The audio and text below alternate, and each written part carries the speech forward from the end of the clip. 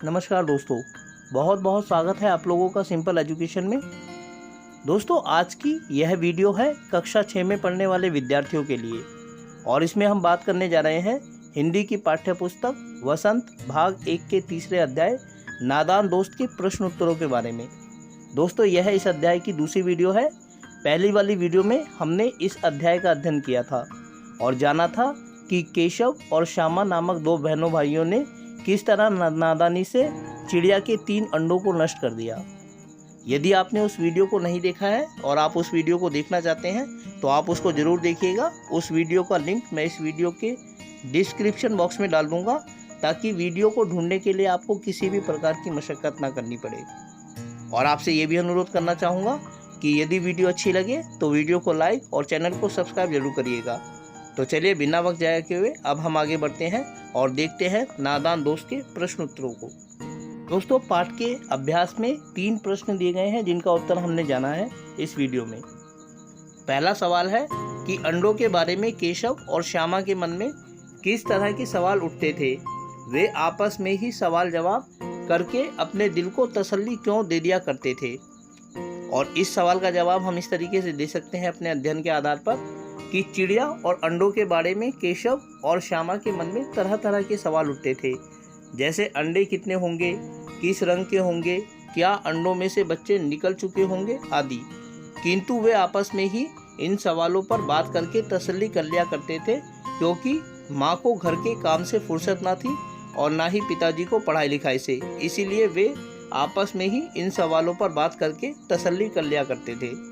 दोस्तों, अगर स्पष्टीकरण की बात करें तो जब हमने इस अध्याय को पढ़ा था तो हमने जाना था कि केशव और श्यामा 2 छोटे बच्चे थे, बहन भाई थे और उनके घर के कॉर्निक्स पर एक चिड़िया ने अंडे दे दिए थे। रोज़ जब वो चिड़िया को आते जाते देखते थे तो उनको इच्छा होती थी कि वो चिड़िया को देखें और चिड़िया के संबंध में उनके मन में तरह तरह के सवाल आते थे कि क्या इस चिड़िया ने अंडे दे दिए होंगे, अंडे कितने बड़े होंगे, किस रंग के होंगे, कितने होंगे, क्या बच्चे निकल गए होंगे। लेकिन इन सवालों के जवाबों को वो आपस में ही जानते थे।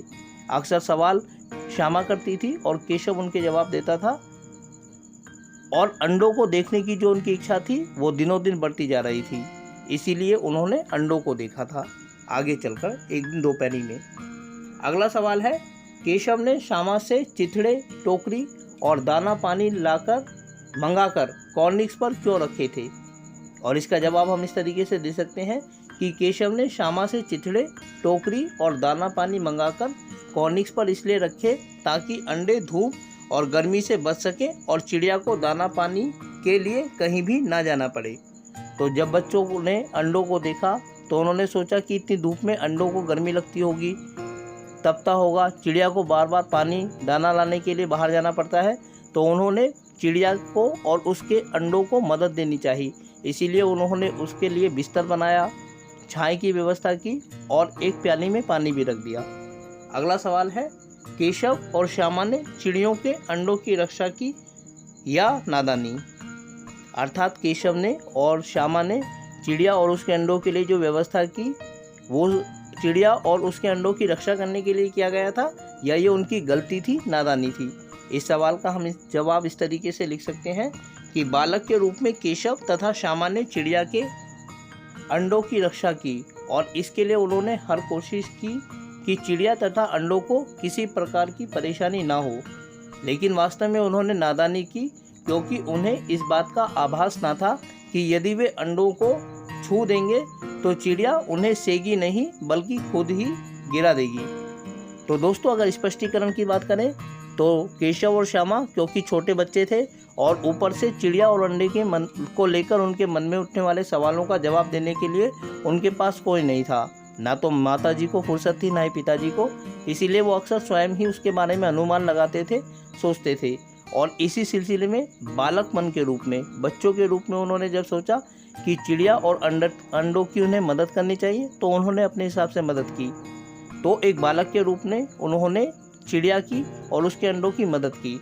लेकिन अगर हम एक सामान्य दृष्टिकोण से देखें तो उन्होंने चिड़िया को और उसके अंडों को नुकसान पहुंचाया, क्योंकि जिस अंडे को मनुष्य छू देता है, चिड़िया या कोई भी पंछी उसको फिर आगे प्रोसेसिंग नहीं करता है और खुद ही उसको नष्ट कर देता है। इसीलिए एक वयस्क के रूप में या सामान्य व्यक्ति के रूप में श्यामा और केशव ने चिड़िया और उसके अंडों को नुकसान पहुंचाया।